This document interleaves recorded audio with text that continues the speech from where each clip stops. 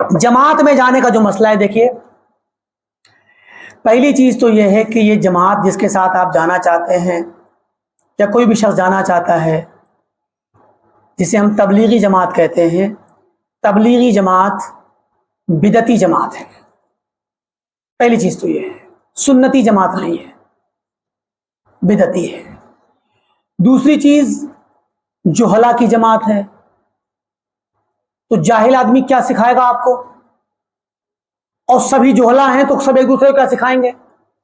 کوئی اگر عالم ہو تو وہ سکھائے تو ایک معقول بات ہے، اور عالم بھی سنت والا ہو جو حدیث پر عمل کرنے والا ہو تب تو ٹھیک ہے، ورنہ اگر بدعت والا عالم ہوگا تو پھر وہ آپ کے دین کو تباہ کر دے گا، بدعت پہ لے جائے گا۔ آپ جتنی عبادتیں کریں گے آپ کی بدعتیں قبول ہی نہیں ہوں گی، آپ اللہ سے قریب آنے کی کوشش کریں گے، اب اللہ سے دور ہو جائیں گے۔ تو یہ تبلیغی جماعت سے، اچھا تبلیغی جماعت کا منہج بھی اتنا خراب ہے، ان کا طریقہ، ان کا میتھڈ، کہ پھر آپ کو دیندار تو بنائیں گے مگر آپ کے دل سے منکر کا یا خرابیوں کی جو ایک نفرت ہونی چاہیے وہ ختم کر دیں گے۔ آپ کو انکار منکر کی عادت چھڑا دیں گے، وہ صرف معروف کا حکم دیں گے، کہیں گے بھائی لوگوں کو صرف نماز پڑھوا لو، تو نماز پڑھوانے کے لیے حکم دیں گے، اور کہیں گے کہ نہیں برائی ابھی اس کو اختلافات میں نہ پڑھو، اختلاف کی بات کرو ہی مت۔ تو یہ منہج بھی ان کا خراب ہے۔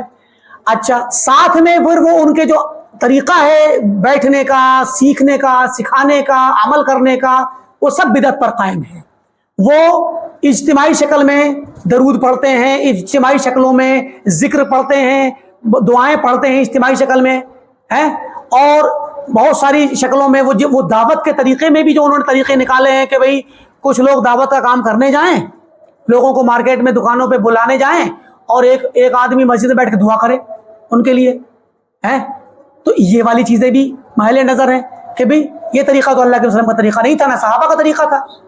تو یہ سب طریقے من گھڑت ہیں، سمجھے کہ نہیں، جن کی کوئی دلیل نہیں ہے۔ پھر چلے نکالنا یا 3 دن یا چلہ یا اس کے علاوہ مزید جو 6 مہینہ جو بھی ہے، یہ سب ان کے اپنے ایسے وہ طریقے ہیں جو شرعاً جن کی کوئی گنجائش نہیں۔ اور پھر دعوت کے لیے پھر وہ کرتے کیا ہیں، سب سے بڑی خرابی یہ ہے کہ وہ آپ کو اپنے گھر سے لے جائیں گے نکال کر کے۔ اب اگر مرد جاتا ہے دعوت کے کام میں، مطلب مردوں والی جماعت میں، تو وہ اپنے بیوی بچوں کو چھوڑ جاتا ہے اکیلا ایسے ہی۔ اچھا یہاں پر ایک دوسرا، اگر عورت جائے گی تو کیا کرے گی؟ خاتون، اگر خواتین کی سوال خواتین کے متعلق ہوا ہے تو خاتون اگر جائیں گی تو پھر گھر برباد ہوگا ان کا، شوہر کے حقوق کون ادا کرے گا اور بچوں کے حقوق کون ادا کرے گا؟ اب اگر آدمی بھی نکل گیا، عورت بھی نکل گئی تو بچے رہ گئے۔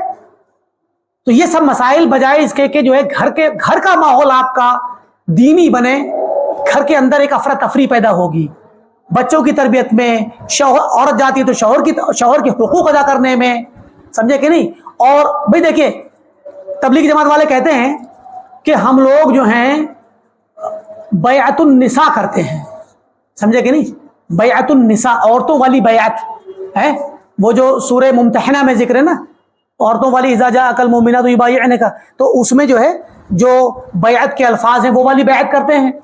تو شروع کے وقت میں چونکہ مکہ کے دور میں جہاد فرض نہیں تھا تو مردوں سے یہ والی بیعت لی جاتی تھی، اور جب جہاد فرض ہو گیا تو یہ والی بیعت عورتوں کی ہو گئی جو ممتحنہ میں ذکر ہے۔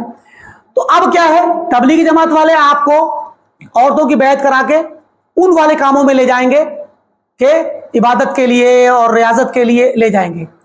ہوگا کیا کہ جس خاتون کو اللہ تعالیٰ نے جہاد پر جانے سے منع کیا، عمومی طور پہ قانون ان کے لیے حکم نہیں کہ وہ جا کے صفوف میں کھڑی ہوں اور جنگ کریں اور لڑائیاں کریں، بلکہ یہ مردوں کے لیے ٹھیک۔ ہاں اتنا ہے کہ وہ ضرورت کے لیے جائیں گی، علاج معالجے کے لیے، پانی پلانے کے لیے، کھانے بنانے کے لیے جائیں گی، لیکن عموماً فوج کی شکل میں نہیں جائیں گی۔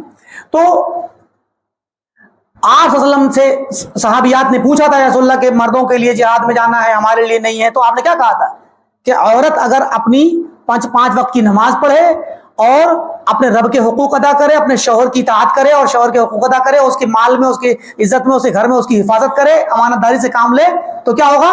اس سے کہا جائے گا کہ جنت کے 8 دروازوں میں جس سے چاہے داخل ہو جائے۔ تو عورت کے لیے اصل میں اس کے گھر میں رہنا واجب ہے کہ وہ گھر میں رہے، اور گھر کا ماحول ہمیں بنانا چاہیے کیسا دیندار، ہم پہ فرض ہے کہ ہم مردوں پر بھی اور خواتین پر بھی کہ وہ گھر کے اندر ماحول بنائیں عبادت کا. اللہ کے نبی صلی اللہ علیہ وسلم نے فرمایا لا تجعلوا بیوتکم قبورا، اپنے گھروں کو قبرستان نہ بناؤ. قبرستان میں تو نماز نہیں پڑھی جاتی، نہ قرآن پڑھا جاتا ہے. گھر میں نماز پڑھو نفلی اور قرآن پڑھو، اور اس سے فائدہ کیا ہوگا؟ بچے، خاتون ہوگی ان کے چھوٹے چھوٹے بچے ان کے پاس ہوں گے، وہ اپنی ماں کو دیکھ کر کے سیکھیں گے. والد ہوں گے، بھائی ہوں گے، تو وہ بھی گھر میں جب نفل پڑھیں گے اور قرآن پڑھیں گے ان کو دیکھ کر کے بچے سیکھیں گے.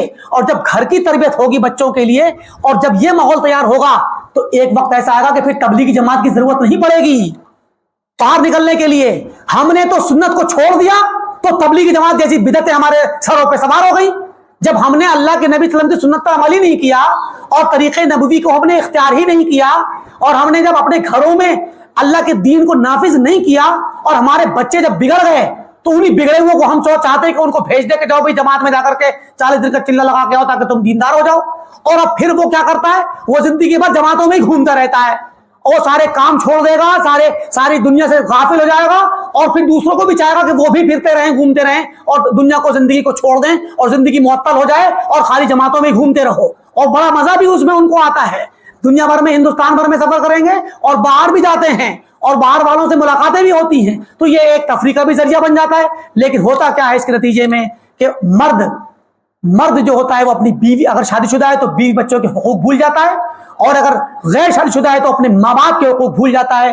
نہ ان کی خدمت کر پاتا ہے، نہ خود ذمہ دار بن پاتا ہے کہ وہ روزی کمائے، روٹی کمائے تاکہ اپنے بیوی بچوں کو، اپنے ماں باپ کو پال سکے، ان کے حقوق ادا کر سکے، بلکہ وہ صرف عبادت کے نام پر اور دعوت کے نام پر کھو جاتا ہے، ضائع ہو جاتا ہے. اللہ تعالیٰ ہم تمام کو سنت پر قائم رکھے اور بدعتوں سے بچائے، اور ہم جب تک دنیا میں قائم رہیں وہ سنت پر قائم رہیں اور بدعت سے دور رہیں. والسلام علیکم ورحمۃ اللہ وبرکاتہ. اب اذان ہوگی پھر انشاءاللہ آئندہ ہفتے انشاءاللہ باذن اللہ.